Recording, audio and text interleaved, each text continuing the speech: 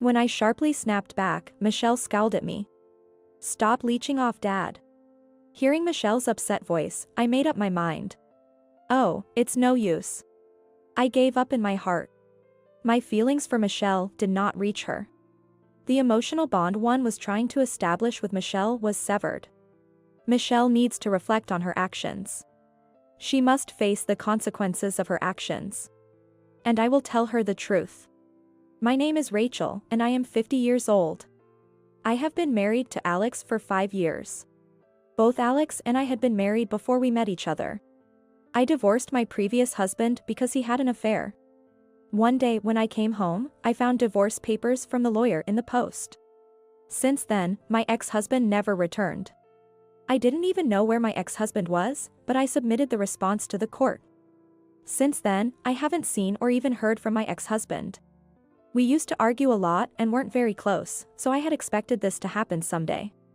But it was so sudden that I couldn't eat and was very depressed at the time. I couldn't just sit around, so I threw myself into my work. I filled the void in my personal life with work. I worked frantically. After work, I frantically studied marketing and management. Thanks to that, I didn't even think about remarriage or dating, and before I knew it, I was 40. My family runs a small diner. It's a cozy place that serves set meals during the day.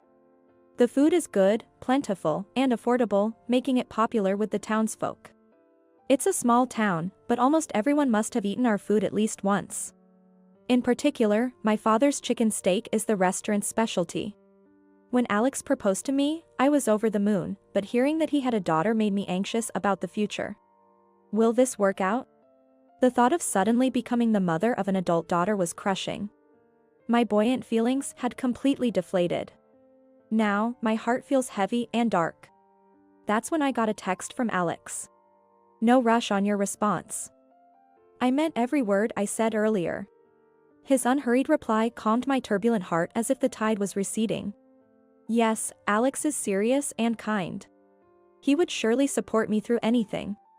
And as for his daughter Michelle, though she's a concern, she's an adult. She won't throw a tantrum like a child. She will understand about Alex and me. I decided to accept Alex's proposal. When I told Alex I would accept his proposal, he was overjoyed. Seeing Alex express his happiness so openly, I felt truly glad to have chosen to be with him. Since we were both remarrying, we just had a small dinner to introduce each other to our families. But Michelle was in the worst mood she had ever been in. She was irritable and took out her feelings on the staff. So annoying. Come on, bring the next dish. Michelle, calm down. Shut up. Don't you order me around, old lady. The term old lady took my breath away. I had met Michelle a few times before, but this was the first time things had turned out this way. Is this Michelle's true nature? If that's the case, she might be harboring dissatisfaction with Alex's and my marriage. After the introduction party, I discussed Michelle's behavior that day with Alex. Perhaps we should consider postponing the marriage.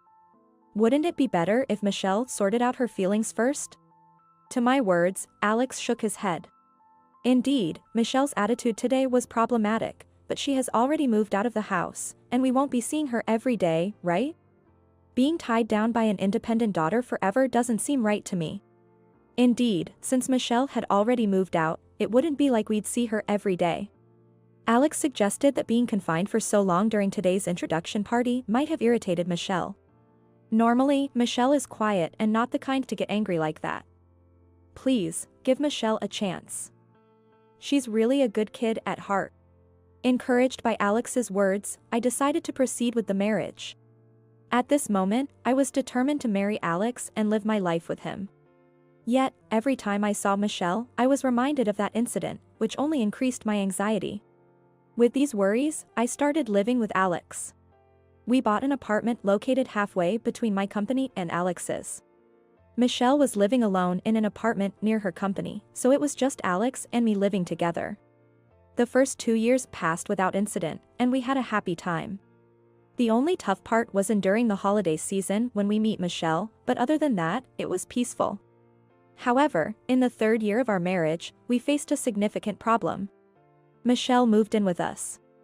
Apparently, the apartment where Michelle lived was undergoing major renovations. Because of the noise and the comings and goings of the workers, it's unsettling, so I'm moving, Michelle said, and moved in with us. I had a bad feeling about it. And that feeling turned out to be right. We turned a room we used as a storeroom into Michelle's room. Michelle complained about it being cramped and poorly lit, yet we somehow managed to convince her to tolerate it. For the moving-in celebration, we decided to have pizza. When I was about to order our usual delivery, Michelle went ahead and placed an order from Famous Steakhouse. The dishes from there are indeed delicious. But it's also quite expensive. It would cost about 5 times more than the food we usually eat. I was about to refuse, but Alex gave me a look. I've recently realized that Alex is lenient with Michelle. He tends to give in to Michelle's whims. Perhaps that's why Michelle gets upset easily when things don't go her way. And she generally has an attitude. It seems like she thinks of the staff in any store as her servants. I've never seen Michelle use words like excuse me or thank you to the staff. Not just to the staff, but to me as well. Living with Michelle was like that. I was feeling down, but this was too much to worry about from the start. In the end, we ordered the food as Michelle wanted. When the dishes arrived, Michelle's words were, "It's late." Our order was supposed to have been refused at first due to the sudden order, but Michelle insisted and made them deliver. And she complained that they were late. I apologized profusely to the delivery person while receiving the dishes. The payment, of course, came from our wallet. As I checked the contents of the 3 delivery boxes, I found 2 assortments of appetizers and steaks and 1 box of hot dogs. While I was puzzled, I laid out the food on the table. As I began preparing drinks and soup, Michelle and Alex took their seats. Michelle poured beer for Alex, raised her glass with a cheers, and began to drink. To Michelle, I must be nothing more than a servant or a maid. Alex doesn't admonish Michelle. Is there something going on? When I sat down at the dining table, in front of me was the box of hot dogs. I let out a soft, and Michelle looked at me with a smug half-smile. That should be enough for you. With a snort, Michelle began eating the appetizers. I had some vegetable sticks, while Michelle enjoyed the shrimp cocktail, fresh salad, and chicken wings. It was a clear act of spite from Michelle towards me. I thought this would surely anger Alex, but all he did was sigh as he looked at Michelle. Alex offered his box of appetizers to me. Have some of this. I nodded slightly and took some portions from Alex. I was tempted to scold Michelle, but restrained myself, considering that a confrontation on the first day might complicate our future cohabitation. Moreover, I felt disadvantaged, as if I had usurped Alex from Michelle. Thus, living with Michelle began in the worst possible way. Alex doesn't talk much about Michelle. Whenever I ask about her, he just says, "She's at a difficult age, please forgive her." While working, helping out at my parents' house, studying, and doing household chores, I was already swamped. Now I had to take care of Michelle on top of everything. Michelle is simply selfish. She does nothing around the house. It's hard to believe she lived alone before. Moreover, Michelle's requests are incredibly bothersome. Even a single piece of clothing came with a litany of instructions, which items required dry cleaning, which should be hand-washed, and which needed air drying. When it comes to food, she specifies supermarkets and even the origin of the products. I usually plan meals based on sales and featured items at the supermarket, but that's not possible when accommodating Michelle's preferences. I found myself planning meals while also checking the recipes on the internet. As a result, our household expenses have nearly doubled. Michelle doesn't contribute financially to the household at all. Even when I talk to Alex about it, he just says, "Please bear with it." Unwilling to stir up unnecessary conflict, I chose to tolerate the situation. I reluctantly decided to cut back on work. I was valued and had high expectations at my company. There were even hints of a possible executive position in the future. But now, family comes first. I applied for reduced working hours at the company. This decision will likely close the door on any career advancement. But I do it for Alex and Michelle. I've decided to endure. While I was shopping for dinner at the supermarket after work, I received a call from my mother. The call was to inform me that my father had been hospitalized. What? Dad's in the hospital? After hanging up the phone, I hurried to the hospital. Our family home is relatively close by, so I arrived in about an hour. In the hospital room, my father was watching a baseball broadcast on TV with earphones in. Noticing me, he took out his earphones and smiled at me. Mom just exaggerated over the phone. Haha. Relieved, my legs gave way, and I slumped to the floor. My back's been hurting. My father explained. It seems years of standing work had taken a toll on his back. I've decided to go through with the surgery, he told me with a laugh. At that moment of relief, I remembered something important. I hadn't informed Alex or Michelle about any of this. I pulled out my cell phone from my shopping bag. There were countless missed calls from Michelle. I regretted being late. My heart was pounding. I hurriedly called Michelle back. Michelle's voice sounded displeased. Where are you and what are you doing? Hurry back and make my dinner. I apologized reflexively. I'm sorry. My dad's been hospitalized. Michelle was silent for a moment but then started scolding me sharply. Huh? Your dad? Your dad, really? Michelle's tone became vulgar and aggressive. I felt intimidated and shrank back. I replied in a small voice. Yes, he was suddenly hospitalized. And what does that have to do with my dinner? Michelle's reasoning was becoming absurd. You're my mother, right? Understand? It's a parent's job to make meals for their child. It might be understandable if Michelle were still in elementary or middle school. But Michelle is 26 and has lived alone before. She's fully an adult. For such an adult to demand meals from a parent is beyond harassment. I felt compelled to stand up for myself. I'm not good with Michelle's assertive tone or harsh words. Although I was scared of being yelled at, I decided to confront Michelle. Is it wrong to worry about my dad? You should understand. I could hear Michelle gasp over the phone. Shut up. Don't talk back to me. I must have hit a nerve. Michelle seemed taken aback. If it were your dad, you'd rush to his side, wouldn't you? Michelle fell silent. Perhaps she was imagining if it were Alex who had been suddenly hospitalized. Surely, Michelle would be worried if something happened to Alex.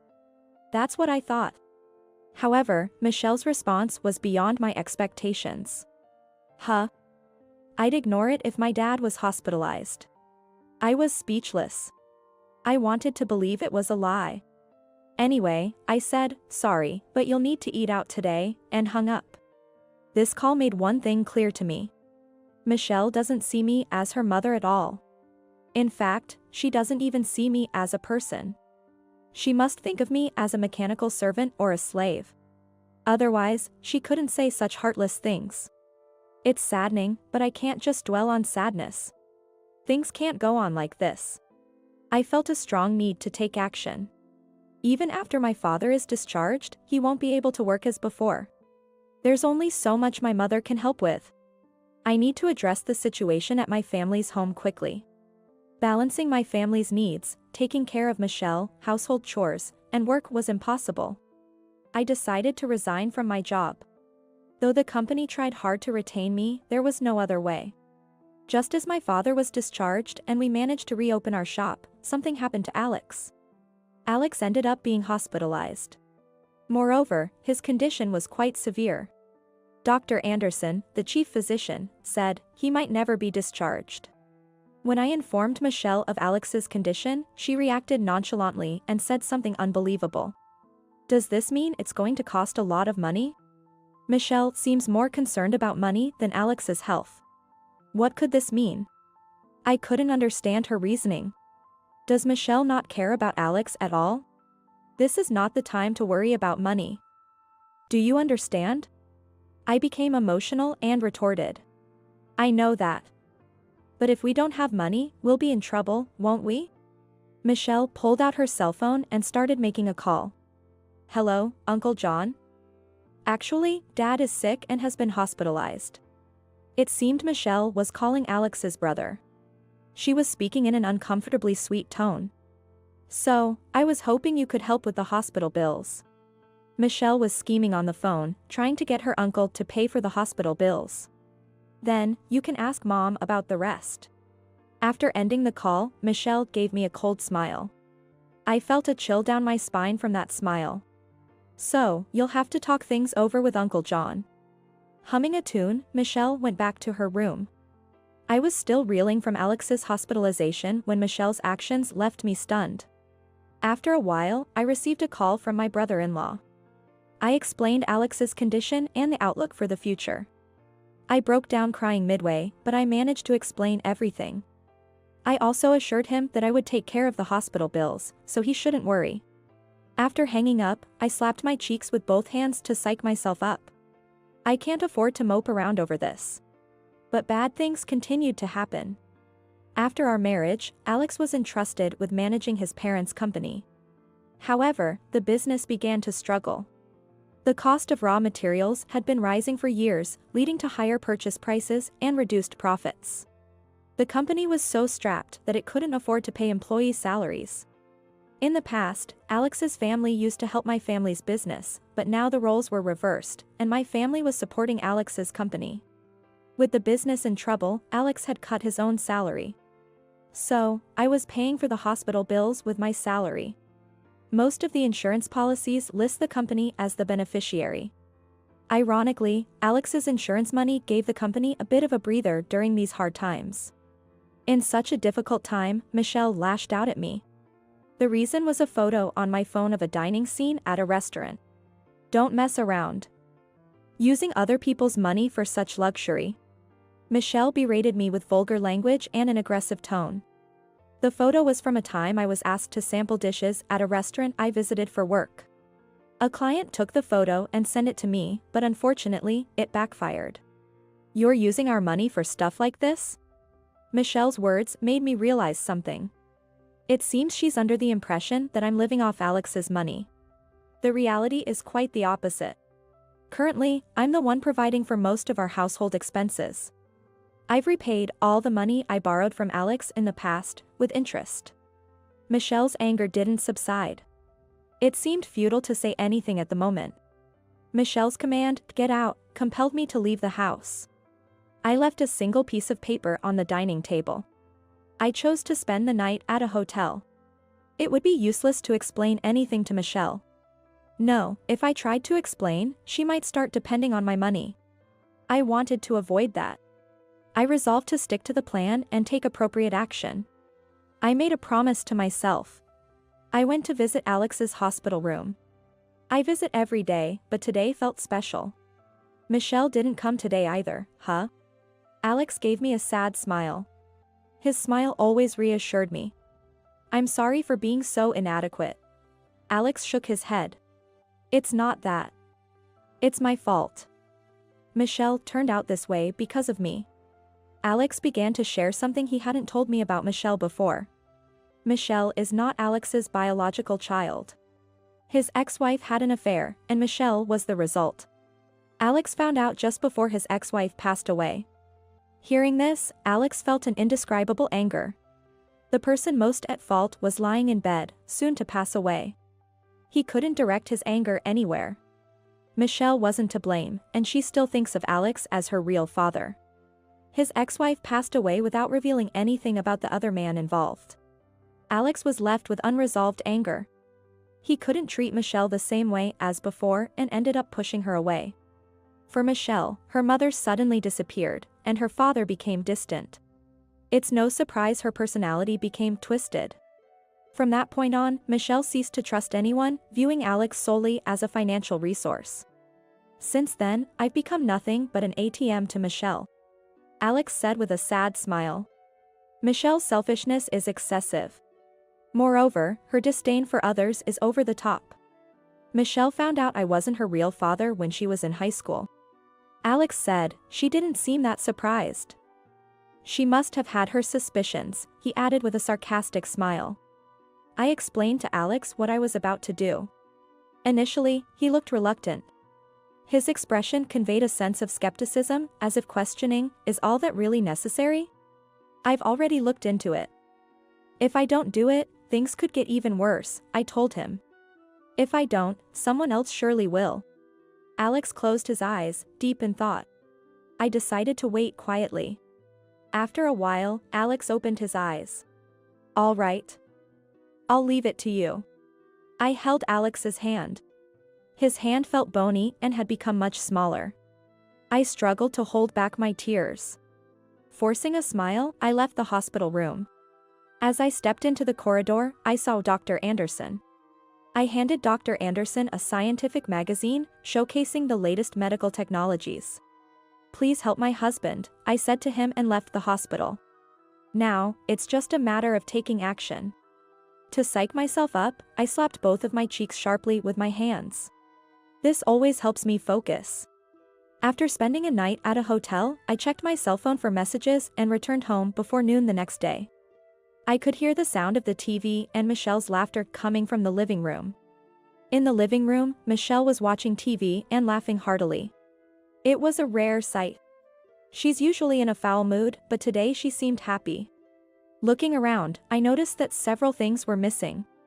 I noticed the absence of photos of Alex and me, souvenirs from our trips, and other decorative items from the living room. Huh? Some things are missing. My mutterings to myself prompted a reaction from Michelle. Oh, I threw them out. Your stuff. Shocked, I entered the bedroom. The room was empty. No computer, no TV, no stereo. Even the bed and furniture were gone.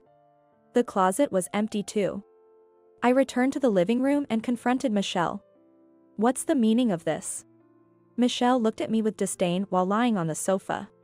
They were needless, so I disposed of them. I put my hands on my hips, visibly angry. Needless? What are you going to do? When I raised my voice, Michelle made a face of disgust. She averted her gaze from me and sighed dramatically. I'm tired of living with you. Michelle had said something outrageous. What does she think this place is? What do you mean by that? This home belongs to Alex and me. When I retorted sharply, Michelle's face turned sour. Stop leeching off Dad. Leeching? What could she possibly mean by that? Michelle suddenly brought up something unexpected. Come to think of it, she had mentioned our money before. Could Michelle be under some grand misunderstanding? As I stood there, unable to respond, Michelle's irritation grew. Do I have to spell it out for you? I'm saying stop depending on Dad's money. Michelle and I never got along well. But I had always tried to be considerate towards her. I've complied with all of Michelle's requests, even those that felt like harassment. Even if it was harassment. I wanted to get along with Michelle. As the second wife, I've always strived to be kind and loving, feeling somewhat guilty. Yet, I received such treatment in return. I wasn't leeching off anyone. I was just trying to do everything for Michelle. I wanted to convey this to Michelle, yet the words eluded me. While I struggled to speak, Michelle added insult to injury. Dad's not coming back anyway, so there's no reason for you to be here. That's not true. Michelle raised her voice. Shut up. I don't want to hear your excuses. Hearing Michelle's hysterical voice, I made up my mind. It's no use, I realized. I gave up in my heart. My feelings for Michelle did not reach her. The emotional bond I was attempting to forge with Michelle had been severed. I felt my feelings for Michelle fading. Just a moment ago, I thought of us as family, but now we're complete strangers. From the beginning, it was clear Michelle was only using me for her own convenience. That's why she could so boldly drive me away. Michelle needs to reflect on her actions. She must face the consequences of her actions. And I will tell her the truth. I resolved to confront Michelle with the truth. Determined, I locked eyes with Michelle. Michelle looked back at me with fearful eyes. What? Got a problem? No. I'll leave, just as you wish. I checked other rooms, the bathroom, and the toilet. Don't bother looking. Everything's gone. I had it picked up by a collection service. I picked up a flyer from the living room. That's the place. I asked them. The flyer was just there, conveniently. This was something I had left in the living room. I almost let out a laugh at Michelle's shallowness. Forcing a stern face, I glared at Michelle. I hope you come to realize the gravity of your actions." With those parting words, I immediately left the house. As soon as I stepped out of the apartment, I contacted the waste collection service that had emailed me in the morning. The collection service had kept my belongings in storage. Not only did they store them, but they also moved them into the storage unit I had rented. I thanked them politely over the phone before hanging up. I intentionally left that flyer on the living room table. I thought Michelle might just do something like that. Given her personality, seeking out a collection agency would have likely been too bothersome for her. Therefore, I surmised that if a flyer for a junk removal service was readily available on the table, she might be inclined to call the listed number. I was willing to forgive her if she didn't go that far. But Michelle went through with it. My patience finally ran out. I went to the hospital to see Alex. In the hospital room, it seemed Alex was getting some explanation from Dr. Anderson. When I entered the room, Dr. Anderson left the bed and walked away. Alex's face was unusually happy. It was a shame I had to bring up such a topic when he was in a good mood. Reluctant as I was, I shared the earlier incident with Alex. His face immediately clouded over. But, it can't be helped, right? I gently held Alex's thin hand. "Thank you for understanding." In fact, I had already decided where I was moving to. Anticipating this situation, I had prepared a new place. Even if I wasn't kicked out, there was a chance I would leave on my own. Either way, I needed a new place. I planned to move and start a new life with a fresh mindset. It's just that things are happening a bit sooner than planned. Alex smiled gently. I was comforted by Alex's smile. To be honest, being kicked out by Michelle didn't really put me in a bind.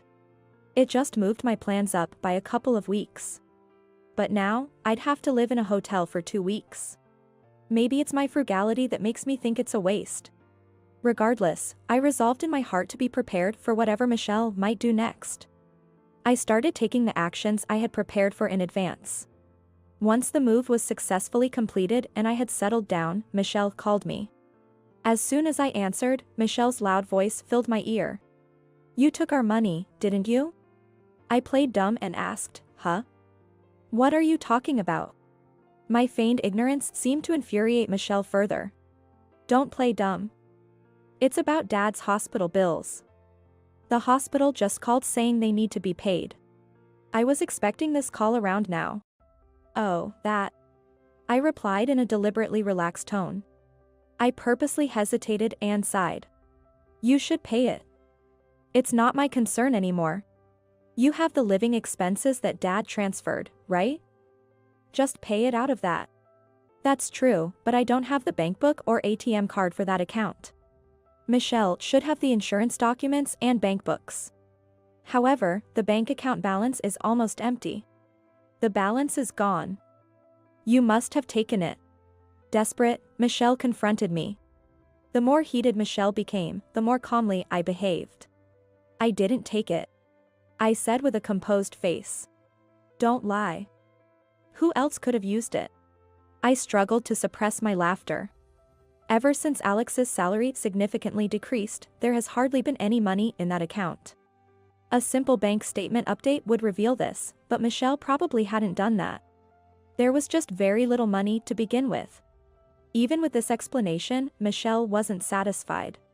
"If you can't pay the hospital bills, you should just use your own salary." Michelle remained silent. Given Michelle's spendthrift nature, it's unlikely she has any savings. Michelle tends to spend her salary as soon as she gets it. I know how much Michelle earns. Alex had previously informed me about her earnings. Moreover, Alex even used to give Michelle an allowance. "You're old enough to have some savings, aren't you?" I could almost hear Michelle grinding her teeth. After a long silence, so long I thought the call had dropped, Michelle suddenly raised her voice. "What's wrong with me spending the money I earned?" Michelle continued to rant. "You're the one who spent all the money Dad gave us, aren't you?" I could hear Michelle's heavy breathing. The farce was over. I got to the heart of the matter. "If it's not savings, then use the money you acquired dishonestly." I heard a thud. It seems Michelle dropped her cell phone. Probably too shocked to keep a grip on it. "How did you know about that?" Michelle didn't deny it. She had just admitted to the wrongdoing. There was no escaping it now. I told Michelle we would discuss the details when we met and hung up. I had sent the meeting place via email. I also attached the audio file of Michelle saying, "How did you know about that?" to the email. I had recorded the conversation with Michelle. It's always wise to have evidence on hand. Anyway, I had arranged a meeting with Michelle. All that was left was to present my evidence. The next day, Michelle showed up at the agreed meeting place. It was the entrance to the apartment building where I live. I called out to Michelle. Michelle looked up, surprised. Here? Yes. I sent you the address, didn't I? Michelle craned her neck to look up. You live in this tower? Michelle was looking at the tallest apartment in the area. Not only the tallest, but also the most spacious and expensive. An Italian sports car was even parked at the entrance. This place is worth over $1 million, isn't it? Michelle muttered. I led the astonished Michelle to my apartment. My apartment is close to the top floor. Even with a high-speed elevator, it takes a while to reach the top. During the ride, Michelle was nervously biting her nails and trembling. Clearly, she was overwhelmed with anxiety, probably sensing something bad was about to happen. Upon arriving, I unlocked the door with my cell phone. Nowadays, cell phones can also serve as keys. Michelle looked at me with a surprised expression. I entered the room without minding her reaction. The living room offers a panoramic view of the outside. The apartment we used to live in looks tiny from up here. The living room is spacious with a generous layout, and the kitchen is large. I had Michelle sit on the sofa in the living room. Seemingly tense, Michelle was clutching her bag tightly. I made some coffee and handed it to her. Michelle took the cup with a rattling sound. She was desperately trying not to drop it. It's too spacious, it's unsettling, I said mockingly, smiling at Michelle. Michelle remained silent. I've been preparing to live here for a while, I said. Michelle must have thought of me as a parasite living off Alex. No wonder she was shocked. Shall we start the discussion then? This is Tyler, my lawyer. I introduced Tyler, who was waiting in the back, to Michelle. Michelle seemed too overwhelmed to even notice Tyler. Her gaze was unsettled, darting around nervously. Ignoring Michelle's state, Tyler began laying out documents on the table. Michelle barely responded to my attempts to engage her in conversation.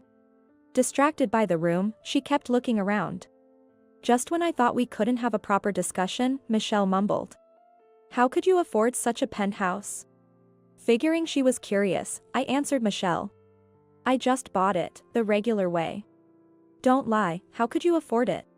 I had the income to afford it. As my family's small restaurant began to recover, I not only advised but also got actively involved in its management. The business flourished in an exciting way, and I quit my corporate job as I got busier. Michelle likely assumed I had become merely a housewife after leaving my job. We turned the small restaurant into a corporation, and I became an executive. The business was doing well, expanding into multiple outlets like a specialty grilled chicken restaurant and a fine dining place. That's why I could easily afford this penthouse apartment. That means I earn that much, I explained. I shared the story of my family's business. Michelle only knew that Alex had helped when my family's restaurant was struggling. I then told her how my family's business eventually came to support Alex's company and that I had become an executive. Hearing my story, Michelle slumped in defeat. I wondered if Michelle was feeling regret, but she suddenly looked up and said something unexpected. All right, I'll live here too. Let's make up. What is she talking about? That's what I thought, but I just silently stared at Michelle. There's enough space here for my room too, right? I glared at Michelle with a cold look. Save your dreaming for when you're actually asleep. She was completely unfazed by my sarcasm. I'm serious, she said. That's when Tyler cleared his throat. He probably couldn't bear to go along with Michelle's absurd statements any longer. Tyler handed Michelle a bill. Looking at the bill, Michelle's face turned pale. Her hands trembled, and sweat formed on her forehead. This is a fraudulent bill. It's a phantom charge, Tyler stated. After graduating from college, Michelle had worked at Alex's company. However, she conspired with a client company to make unjust charges to the company. The illicit gains were shared with the accomplice from the client company. To set Michelle up, I had hired a detective agency and conducted a thorough investigation using whatever I could. Then, an individual from the client company who conspired with Michelle leaked information to Tyler. I immediately consulted with my in-laws, who had stepped down from the presidency to become chairpersons, about the matter. Then, my in-laws were furious and promised, "We'll administer an appropriate punishment." Embezzlement on the job, quite the crime indeed. Tyler takes in my words. If convicted of fraud, you could face up to 10 years in prison, not to mention civil damages. Wait a minute, there must be some mistake. Michelle desperately tried to deny it. However, the evidence was complete, and the accomplice had confessed. Admit it. The charges against you are only getting heavier. Just as I thought Michelle was gripping the bill tightly enough to tear it, she suddenly stood up. "I'm sorry." Michelle apologized. "Sorry doesn't cut it." I spoke in a flat, emotionless voice. "Especially since you've done it habitually. It's deemed extremely malicious." Michelle collapsed to the floor and began to apologize. "I'm truly sorry. Please forgive me." "No chance." With my cold response, Michelle's face became a mess of tears. Her usually impeccable makeup was completely ruined. "If things continue this way, losing your job will be the least of your worries. You might even get arrested. It was all Michelle's own doing. Your apologies won't earn you forgiveness." Michelle's tears and runny nose left dark stains on the carpet. "Please forgive me. Just staying silent about it is enough." I turned my back on Michelle, who kept apologizing. "This isn't just between you and me." Michelle seemed unable to let go. She made an outrageous offer to me. "Then, I'll give you money. I'll charge the company again and give you that money." I sighed deeply and pressed my hand to my forehead. Nothing I said would make a difference now. Michelle had no intention of repenting. She was solely focused on navigating her way out of the predicament. "There's no helping you. You need to be properly judged," I said, revealing the voice recorder in my hand to Michelle. Michelle seemed to realize she had made an outrageous proposal. She trembled, covering her mouth with her hand. "I'll submit this as evidence to the police," I declared. Michelle kept her head down. It was as if something had been drained from her. Tyler and I then escorted Michelle out of the room. Leaning against the wall, she staggered toward the elevator. Once Tyler had departed, I collapsed into the depths of the sofa, exhausted. It was finally over. I reported the outcome to Alex via email. As planned, Michelle was criminally charged by the company. Michelle was arrested, and the employee from the partner company was indicted while on bail. Michelle had been dating this employee. Whether Michelle really had romantic feelings is unclear.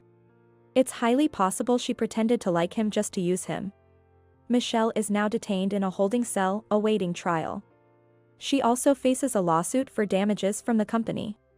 Michelle was disliked at the company, and perhaps it was a form of retribution.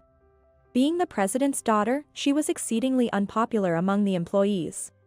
She also had a haughty attitude toward clients, which negatively impacted performance. Not only was her attitude presumptuous, but Michelle also made many mistakes. There were numerous complaints, but no one dared to criticize her because she was the president's daughter. This is what I heard from Alex. Alex is still hospitalized, focusing on his treatment. Alex entrusted the presidency to Michael, his reliable executive vice president. This decision had been made quite a while ago. With Michelle gone, the transition proceeded smoothly. Alex is fighting his illness.